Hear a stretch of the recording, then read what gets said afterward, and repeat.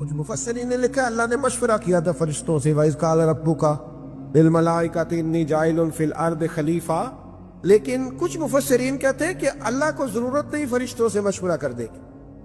اللہ نے فرشتوں سے مشورہ نہیں کیا، بلکہ رب نے انہیں آگاہ فرمایا تھا کہ میں لگا ہوں زمین پہ اپنا نائب بنا، میں خلافت دینے لگا ہوں زمین پہ. اب یہ تو دینے والے کی مرضی ہے نا اس نے کس کو دینی ہے، یہ تو دینے والے کی مرضی ہے نا اس نے. تو کچھ لوگ کہتے ہیں کہ دینے والے سے زیادہ ہمیں پتہ ہے. تو فرشتوں کو بھی یہ اجتہادی خطا ہو گئی، کہنے لگے یا اللہ اسے نہ بنانا، یہ فساد کرے گا، یہ خون ریزیاں کرے گا. تو اللہ نے فرمایا جو میں جانتا ہوں وہ تم. اللہ اکبر. امام راضی فرماتے جب رمضان آتا ہے تو اللہ فرشتوں سے کہتا ہے ذرا یہ کھول کے دروازے دیکھو نا یہ زمین پہ کیا کر رہے ہیں. تم تو کہتے تھے فساد کریں گے اور یہ سارے تراویح بڑھ رہے، تم تو گویا کہتے تھے فساد کریں گے اور یہ تو دیکھو گویا رمضان کے روزے رکھ رہے، یہ تو میری یاد میں نکلے ہوئے. تم کچھ کہتے تھے اور دیکھو میں نے تمہیں کہا تھا نا جو میں جانتا ہوں وہ تم. اللہ نے پھر حضرت آدم علیہ السلام کو تمام زمانے کے علوم عطا کیے، علم سکھا لیا. تو فرشتوں سے کہا تم بھی ان چیزوں کے نام بتاؤ، تو وہ بتا سکے نہیں. اللہ نے فرمایا اب اس طرح کرو آدم کو سجدہ کرو. سب نے سجدہ کیا سوائے وہ. کہنے لگا یا اللہ صرف تجھے ہی کرنا ہے، کرنا بھی صرف اللہ کو چاہیے، پر رب کے آگے بھی جھکنا چاہیے، اور جس کے سامنے رب جھکائے نا وہاں بھی. اور یہ جو عاجزی ہے نا، یہ جو جھکنا ہے، یہ علم کے آگے ہے.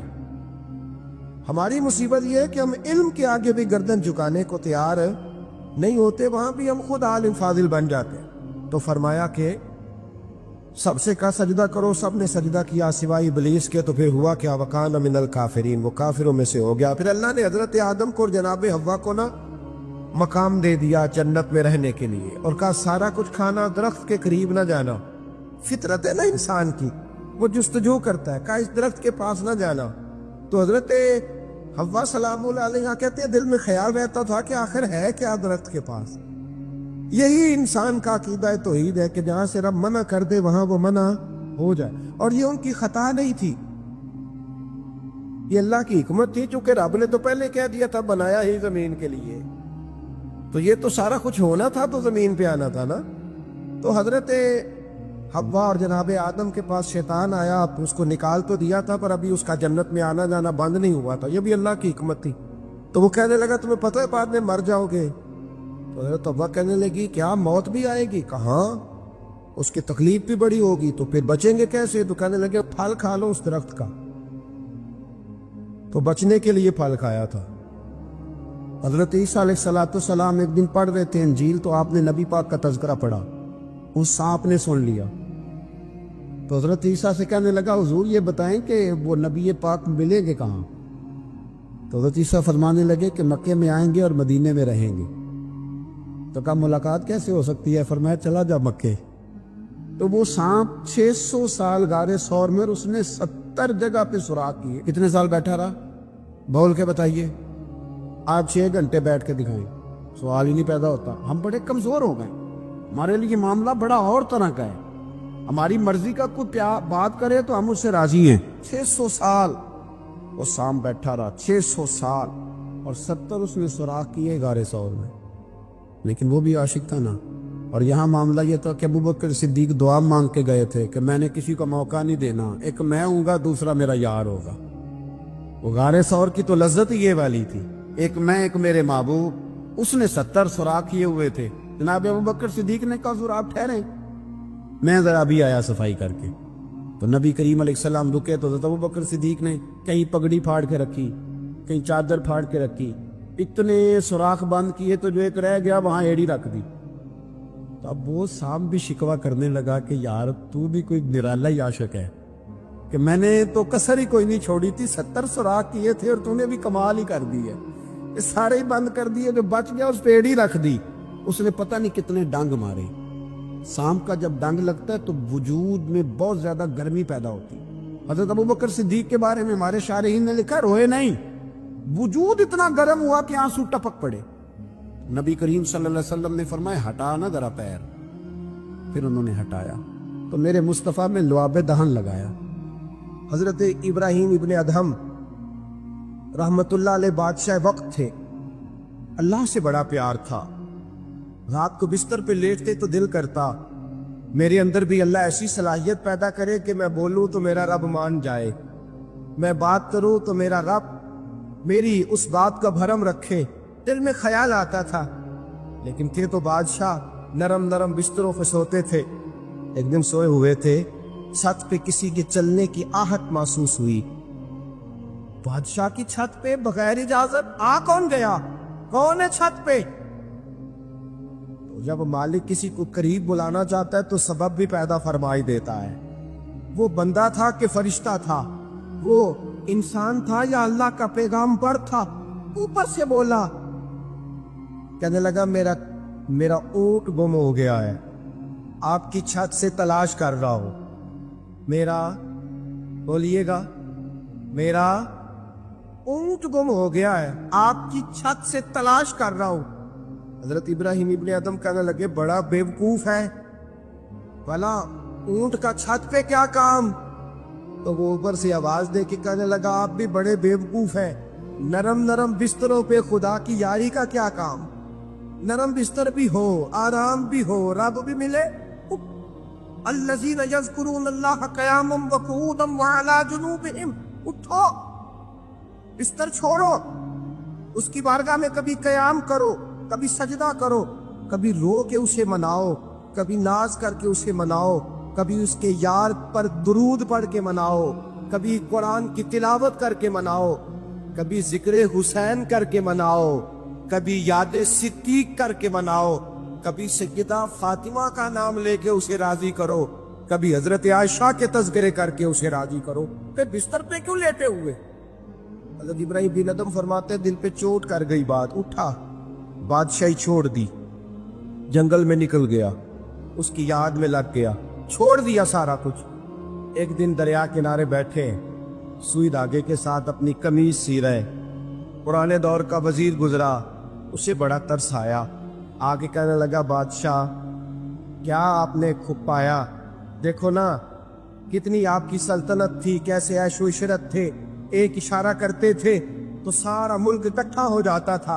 अब आपको कपड़े सी के देने वाला भी कोई नहीं रहा, अपने हाथ से आप कपड़े सी रहे हैं। ये क्या आपने अपना हाल कर लिया है? जे तू विकिया इश्क बाजार भी नहीं, जे तू चढ़िया उत्ते बार भी नहीं, एडा सस्ता सौदा प्यार भी नहीं, एटा सौखा लभदा यार भी नहीं। कई जंगल गाने पैंदे ने, कई दोज़ख लगने पैंदे ने, जो इस मुल्लों भी मिल जावे, एदू सस्ता होर व्यापार भी नहीं।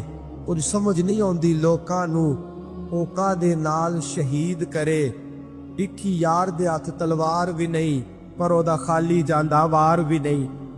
माने लगे वो कैसी बादशाहत थी, और ये आपको कपड़े सी के देने वाला भी कोई नहीं। अल्लाह के बंदे ज्यादा बातें नहीं करते, काम ज्यादा करते हैं। वो पासों में नहीं उलझते, वो अमल की दुनिया में आगे निकलते हैं। बोल बोल के अपना आप जाहिर नहीं कराते, वो अपने किरदार से अपना आप जाहिर कराते। सुई के साथ कपड़े सी रहे थे, सुई दरिया में फेंक दी, बोले कुछ नहीं। उसने कहा कि वो बादशाह कितनी अच्छी, जवाब कुछ नहीं दिया, सुई फेंक दी। अब देखा वजीर की तरफ निगाह उठा के, अब दोबारा कहने लगे, मछलियों मेरी सुई तो वापस करो, मछलियों मेरी सुई तो वापस करो। हर मछली अपने मुंह में सोने की सुई लेके बरामद हो गई। फरमाने लगे, सोना तो छोड़ आया हूं, मुझे मेरे वाली चाहिए। इसको तो छोड़ आया हूं, फिर मुझे वही ला के दिखाती हो, छोड़ आया हूं मैं, मुझे सोने की हाथ मेरे वाली सुई लाओ। एक मछली सुई लेके आई, हजरत इब्राहिम बिन अदम सुई पकड़ी, फिर से कपड़े सीने लगे। एक जुमला जवाब में, उस वजीर की इतनी लंबी चौड़ी तकड़ी और एक जुमला जवाब में, यूं निगाह उठाई, फरमाने लगे, वो हुकूमत अच्छी थी या ये हुकूमत अच्छी है? वो हुकूमत अच्छी थी या ये हुकूमत अच्छी है? पता है इसका असर क्या होता है? किरदार दिखाने का, किरदार दिखाने का, खुदा की मोहब्बत दिखाने का। हज़रत इब्राहिम बिन अदम फरमाने लगे, उस वक्त तो दुनिया मेरी डर के बाद मानती थी, अब अल्लाह से प्यार किया है तो अल्लाह ने सारी मखलूक के दिलों में मेरी मोहब्बत पैदा फरमा दी। اب لوگ مجھ سے محبت کرتے ہیں اس لیے کہ میں نے اللہ سے پیار کیا ہے، اس نے سارے میرے فرما بردار بنا دیے ہیں۔ پتہ اس کا اثر کیا ہوتا ہے؟ وزیر نے کیا کیا، گھوڑے سے اترا اور ساتھ جو نوکر تھا اس کو کہنے لگا یہ گھوڑا واپس محل میں لے جاؤ، مجھے بھی وہ والی بادشاہی نہیں چاہیے، یہ والی بادشاہی چاہیے، میں بھی یہ والی بات۔ میرے عزیز تو کہاں کھویا پھرتا ہے؟ حضرت جابر بن عبداللہ رضی اللہ تعالی عنہ، بخاری مسلم ہے، کہتے ہیں جب خندق کی جنگ ہو رہی تھی نا، غربت بڑی تھی، قحط بڑا تھا، صحابہ پریشان تھے، دو دو تین تین پتھر پیٹ پہ باندھے ہوئے۔ میں حضور کو دیکھ کے گھر آیا تو زوجہ سے کہا بھلی مانس کچھ ہے کھانے کی؟ کہنے لگی تھوڑے سے جوں ہے۔ تو میں نے کہا پیسوں کی تو کتنی روٹیاں بنے گی؟ کہنے لگی 2-3، 4 بن جائیں گی۔ کہنے لگے سالن۔ تو زوجہ کہنے لگی اگر وہ بکری کا بچہ ذبح کرو تو 3-4 بندوں کا سالن بھی بن جائے گا۔ کہتے میں نے اسے ذبح کیا، بیوی سے کہا تو جاؤ پیس۔ کہتے میں نبی کریم کی بارگاہ میں حاضر ہوا صلی اللہ علیہ وسلم، حضور کی خدمت میں۔ زوجہ کہنے لگی کان میں کہنا حضور کے، سارے نہ آئے۔ جس طرح لیڈروں کے کھانے اندر ہوتے ہیں علیحدہ، اور جو نعرے لگا رہے ہوتے ہیں نا سویر سے انہیں ڈبہ ملتا ہے، لیکن وہ پھر بھی نعرے لگاتے ہی رہتے ہیں۔ مجھ پہ الزام لگنے لگا ہے کہ آپ سیاست دانوں کو ہر جمعے میں رگڑا دیتے ہیں، تو میں کہنا انہوں صحیح کر چھوڑو، پھر اسی مڑ جانے ہیں انہوں کو سیانے ہو جائیں۔ یہ سیانے نہیں ہو رہے، ہمیں بات کرنے کی بھی اجازت نہیں۔ شعر کہہ دیتا ہوں کہ ہم آہ بھی کرتے ہیں تو ہو جاتے ہیں بدنام، وہ قتل بھی کر دے تو چرچا نہیں ہوتا۔ انہوں نے نہ کدے پوچھا جی سانو آخیا جی چپ رہو۔ لیکن بھائی یہ اس ممبر کا تقاضا ہے، میرے امام اعظم کا فتویٰ ہے، جو عالمی حالات سے باخبر نہ ہو وہ جمعے کا خطبہ نہ دے۔ وہ جو رٹی رٹائی باتیں ہم سے نہیں ہوتی، اس لیے کہ جلال بادشاہی ہو یا جمہوری تماشا ہو، جدا ہو دین سیاست سے تو رہ جاتی ہے چنگیزی۔ حق بات انشاءاللہ ہو رہی ہے اور ہوتی رہے گی، اور بات صاف ستھری ہے۔ اگر کوئی بات ایسی ہوگی تو وہ بات اگر غوث پاک اپنے خطبہ جمعہ کے اندر کہہ سکتے ہیں کہ میں ظالموں کو حکمران نہیں بننے دوں گا، تو ہم تو ان کے نوکر ہیں نا، پھر ہم قادری کیسے ہوئے اگر غوث پاک کے طریقے پہ عمل ہی نہ کریں تو؟ اس لیے مہربانی کرے ہمیں کوئی شخص ایسا مشورہ نہ دے، بلکہ کئی دفعہ ظلم ہوتا ہے، جب کوئی مشورہ دیتا ہے تو عورتیں تو انہوں دل کرتا ہے۔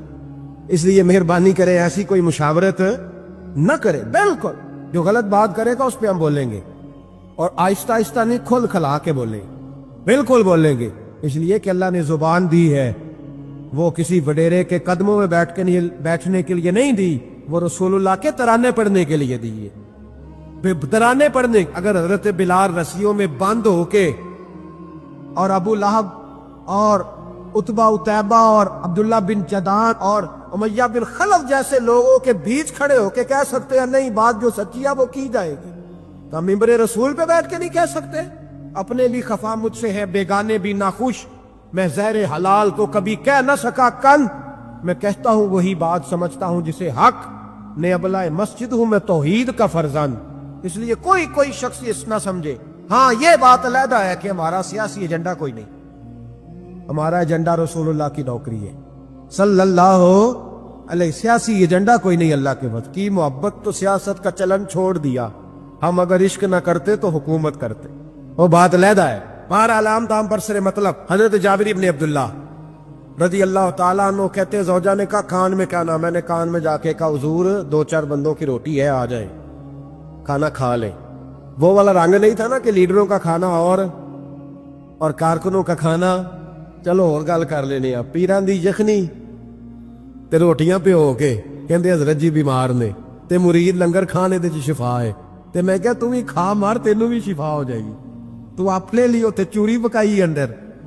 یہ رنگ وہاں نہیں تھا۔ میرے نبی پاک سید عالم صلی اللہ تعالی علیہ وسلم کے کان میں کہا حضور 4-5 بندوں کی روٹی ہے۔ حضور باہر نکلے خندق سے، باہر نکل کے فرمایا چلو بھائی سارے، جابر نے کھانا پکایا ہمارا۔ حضرت جابر کہتے میں نے دوڑ لگائی گھر آ گیا، اور میں نے کہا تجھے تیری مار ہوئے، حضور تو 1000 سے زیادہ بندہ لے کے آ رہے۔ تو کہتی تو نے کہا نہیں تھا نبی پاک سے 4-5 بندوں کا ہے۔ حضرت جابر کی زوجہ کا عقیدہ سنو، کہنے لگے میں نے تو کان میں کہا تھا، دوسرے نے سنا بھی نہیں، وہ تو حضور نے کہا سارے چلو، تو کہتے ہیں زوجہ مجھے تسلی دینے لگی، کہنے لگی بس پھر جو نبی آ رہے ہیں وہ انتظام بھی کرائیں گے، جو آ رہے ہیں وہ انتظام بھی کرائیں گے۔ کیا کہا مولانا حسن رضا نے؟ قلم توڑ دیے، کہنے لگے آج جو عیب کسی پر نہیں کھلنے دیتے، آج جو عیب کسی پر نہیں کھلنے دیتے، ارے کب وہ چاہیں گے میری حشر میں رسوائی ہو، دل میں ہو یاد تیری کوچائے تنہائی ہو، پھر تو خلوت میں عجب انجمن آرائی ہو۔ کہتے حضور آئے 1000 سے زیادہ کا لشکر لے کے، اور مجھے فرمانے لگے روٹیاں نہ پکانا، پہلے آٹا میرے پاس لاؤ، اور چولہے سے کھانا نہ اتارنا، مجھے لے جاؤ۔ کہتے میں نے سالن بھی پیش کیا، روٹیاں بھی۔ حضور نے تھوڑا سا لواب دہن آٹے میں ڈال دیا، لواب دہن، تھوڑا سا لواب دہن ہنڈیا میں ڈال دیا، فرمایا اب نکالتے جاؤ اور کھاتے جاؤ، میرا جوتا ہو گیا اب نکالتے جاؤ۔ حضرت جابر بن عبداللہ کہتے ہیں 1400 بندے نے کھایا، ہمیں نہیں پتا روٹیاں کدھر سے آئیں، اتنی برکت ہوئی پتہ نہیں کدھر سے آئی، سالن پتہ نہیں کدھر سے آیا۔ کہتے ہیں سارے سیر ہو کے کھا لیا تو فرمایا چلو بھی جاؤ جا کے کام کرو، مجھے فرمانے لگے اب تو بھی کھا، آ جا بچے بھی بلا۔ کہتے سب نے کھایا، حضور اٹھ کے جانے لگے تو فرمایا ذرا روٹیاں دیکھ پہلے زیادہ تھی کہ اب زیادہ ہے، ذرا دیکھنا سالن پہلے زیادہ تھا کہ اب زیادہ ہے۔ تو میں نے کہا نہیں حضور پہلے سے زیادہ ہے، میرے محبوب کے تبرک میں اتنی برکت ہے۔ تو حضور کے وجود سے جو چیز لگ جائے تو اسے قیمتی نہیں سمجھتا؟ کہاں بیٹھ کے دین پڑا ہے؟ یا ہمیں سمجھا لے یا پھر ہم تجھے سمجھائیں، صحیح تینوں سمجھائیے تو صحیح کر کے سمجھائیے۔ ان لوگوں کو گمراہ کرتے ہو، اتنا غلط نظریہ، اس قدر غلط ہو۔ میں نا غار ثور پہ چڑھنے لگا تو مجھے وہاں ایک نیچے صاحب مل گئے، کہنے لگے اتھے کی لین چلے ہو؟ میں کہ تینوں اسی اتھوں میں نہیں پوچھ کے آیا جدو کرو آئے ہیں، اتھوں میں نہیں تینوں پوچھنا بے لیا، تو غلط فہمی دا شکار ہے۔ کہنے لگا وہ تو حضور تو کام سے گئے تھے، آپ کو کیا کام ہے؟ میں کہ ایسے لئے ٹائم نہیں تیرے نال گل کرن دا، اس وجہ سے کہ سانو تے غار ثور پہ یاد آؤندی ہے۔ وہ واپس آ گئے، عام آدمی تھا، خیر وہ کہیں سے آیا ہوا تھا، اردو بولتا تھا۔ تو میں ایک عمرہ کرنے کے لیے جارانہ سے واپس آیا تو طواف ہم کر رہے تھے، وہ بھی مجھے نظر آ گیا دوڑتا ہوا، میں انہوں آواز مار لی، میں کیا حضرت حاضرہ تے پانیاں سے دوڑیا سن تے تو کا تو چھالا ماری پھر دے او بیائی کولر تے جا بھی آرام کر جا کے، کہندے نہیں انہاں دی ادا تے ادا کرنی ہے۔ تو میں کہ اگر تو حضرت حاجرہ دی ادا کرنی تے اسی حضرت ابوبکر صدیق دی ادا کرنی۔ عجیب آدمی ہے بھائی تو، عجیب بات ہے، لوگوں کا فلسفہ اپنا اپنا، اور پھر پکڑے ہم کہ اس بندے کو جو جواب نہ دے سکے۔ ایسا نہ کرو، یہ زیادتی ہے، امت کو اکٹھا کرو، اتفاق۔ یہ مجھ سے سوال کئی جمعے سے ہو رہا تھا، میں اصل میں نا ان موضوعات کو چھیڑتا نہیں، میری طبیعت اور ہے، لیکن کوئی بندہ یہ نہ سمجھے کہ ہمیں جواب نہیں آتا۔ یہ سوال اٹھا تھا، کوئی یہ نہ سمجھے کہ ہمیں جواب اللہ کے فضل سے، اللہ کے فضل سے۔ یہ قرآن مجید پڑھا ہے، یہ مسجد ہے، یہ جمعے کا دن ہے، ہم بات صرف وہ کرتے ہیں جس میں ضمیر اجازت دیتا ہے، اس لیے کہ سدا تو نہیں نہ رہنا، پتہ نہیں صبح اٹھ سو کے اٹھنا ہے کہ نہیں اٹھنا، تو قوم کو گمراہ کر کے دین کے نام پہ جانا کدھر ہے؟ اس لیے بھائی خیال ہوتا ہے کہ تم لوگوں کو خراب نہ کرو، ہم تو چاہتے ہیں امت اکٹھی ہو جائے، لیکن یہ ظلم کرتے ہو، جب چھیڑو گے کسی کو تو پھر تو اس کا حق بنتا ہے نا وہ بولے، پھر چھیڑا جاتا ہے۔ تھوڑے دن ہوئے حضرت علیمہ سعدیہ کا سارا گھر گرا دیا، بلڈوزر چلا دیا، کہنے لگے یہاں لوگ آتے ہیں تو شرک ہوتا ہے، اور میں نے کہا جہاں اللہ کریم نے توحید پھیلانے کے لیے رسول کو بھیجا، 4 سال جہاں نبی پاک رہے وہاں کیسے شرک ہو سکتا ہے؟ کس طرح کی تو بات کرتا ہے؟ بہرحال جہاں میرے نبی پاک بیٹھ جائے وہ جگہ برکت والی ہو جاتی، اس جگہ کو چومنا مسلمان کا ایمان ہے، اس جگہ پہ سجدہ کرنا مسلمان کا ایمان ہے، اس جگہ بیٹھ کے تبرک حاصل کرنا یہ مسلمان کا۔ میں تو پہلی دفعہ ریاض الجنت میں داخل ہوا تو میرے ساتھی کہنے لگے کیا ہوا؟ میں کہا ادھر آؤ، لوکاں نو اگے جا کے ملنی، سانو ایتھے ہی لب گئی جے، روضۃ من ریاض الجنہ، بار حدیث لکھی ہے، حضور نے فرمایا جو یہاں آ گیا وہ جنت میں آ گیا۔ یہ ہے ارض جنت، یہ طیبہ کی زمین ہے، جنت بھی یہی، مال کے جنت بھی یہی ہے۔ ایک بات اور کرنی ہے، بڑی ضروری ہے، میری بھی اور آپ کی بھی ذمہ داری ہے، اس کو بھی ضرور کرنا چاہتا ہوں، سن لیں۔ محمود غزنوی نا گزر رہے تھے، یہ آپ نے نا میری طرف دیکھنا ہے، یہ بات سنتے ادھر دیکھو، خاص اہم مسئلہ ہے، اس پر بڑا ضروری ہے آپ کا متوجہ رہنا۔ محمود غزنوی کہتے ہیں میرے دل میں خیال آیا کرتا تھا ہمیشہ کہ میں واقعی سبکتگین بادشاہ کا بیٹا ہوں یا معاذ اللہ میرا باپ کوئی اور ہے، اور ایک خیال مجھے آتا تھا کہ قیامت واقعی قائم ہوگی، شک رہتا، اور تیسرا میرے دل میں خیال آتا تھا کہ یہ مولوی بیچارے کمزور سے ہوتے ہیں، تو حدیث پاک میں آتا ہے کہ علماء نبیوں کے وارث ہیں، تو یہ واقعی حدیث سچی ہے یا مولویوں نے اپنی شان کے لیے بنا لی ہے؟ کہتے شک تھے تین، میں کہتا نہیں تھا کسی سے، پر دل میں رہتے تھے۔ ایک دن میں ہندوستان کی ایک گلی سے گزر رہا تھا، تو دین کا ایک طالب علم نے کونے میں بیٹھ کے تھڑے پہ پھٹے پہ بیٹھ کے نا سبق یاد کر رہا تھا۔ اسے جب سبق بھول جاتا نا تو ایک ہندو کھتری کی دکان تھی، اس کے اندر چراغ جل رہا تھا اور ایک چھوٹا سا روشن دان تھا، اینٹ نکلی ہوئی تھی، وہاں سے نا ایک کرن بار آ رہی تھی روشنی کی۔ تو وہ طالب علم جب سبق بھول جاتا تو کتاب روشنی کے آگے کرتا، عبارت دیکھتا، پھر کونے میں جا کے یاد کرتا۔ محمود کہتے مجھے بچے کا ذوق بڑا اچھا لگا، میں نے اسے بلایا، میں نے کہا بچے تم لالٹین کیوں نہیں خریدتے؟ تو کہنے لگا میں یتیم ہوں اور رسول اللہ کا دین پڑھنا میرا شوق ہے، مدرسے میں پڑھتا ہوں پر غربت ہے، لالٹین نہیں۔ کہتے میں نے اسے تھپکی بھی دی اور لالٹین بھی دی۔ میں نے اسے کہا 2 سپاہیوں کی ڈیوٹی لگائی، جب تیل ختم ہو جائے تم نے تیل پہنچانا ہے۔ محمود کہتے زندگی میں بڑی نیکیاں کی تھی پر جتنا سکون آج ملا پہلے کبھی نہیں ملا تھا۔ کہتے شاہ کی نماز پڑھی تو دل میرا ٹھنڈا ٹھنڈا ٹھار، پھولوں کی سیت پہ میں سویا۔ کہتے ہیں آج تو میرے نصیب ہی جاگ گئے، نصیب ہی جاگ گئے۔ کہتے سارا شہر ایسے جیسے پھولوں کی طرح مہک رہا ہے۔ کہتے میں کیا دیکھتا ہوں کہ خواب میں میرے رسول تشریف لے آئے، خواب میری وچ ماہی آیا تے میں گل وچ پا لئیاں باواں تے ڈر دی ماری اکھ بھی نہ کھولاں کتے پھر وچھڑ نہ جاواں۔ اور کسی شخص نے کہا سچے ہویا مینوں ترلے لیندیاں، کدی موڑ میرے ول واگاں، خواب میری وچ ایک وار جے آویں میں ساری عمر نہ جاگاں۔ کہتے حضور آئے خواب میں، ایک جملہ حضور نے کہا، ایک جملہ نبی پاک صلی اللہ علیہ وسلم نے کہا ایک، اور میرے تینوں سوالوں کے جواب دے دیے۔ ذرا دل کے کانوں سے سننا۔ کہتے ہیں محبوب فرمانے لگے او سبکتگین کے بیٹے، تو نے آج میرے ایک وارث کی خدمت کی ہے، میں قیامت کے دن تیری سفارش کروں گا۔ کہتے ہیں مجھے سمجھ آ گئی کہ میں سبکتگین کا بیٹا ہوں، مجھے سمجھ آ گئی کہ قیامت قائم ہوگی، مجھے سمجھ آ گئی کہ علماء نبیوں کے وارث ہیں۔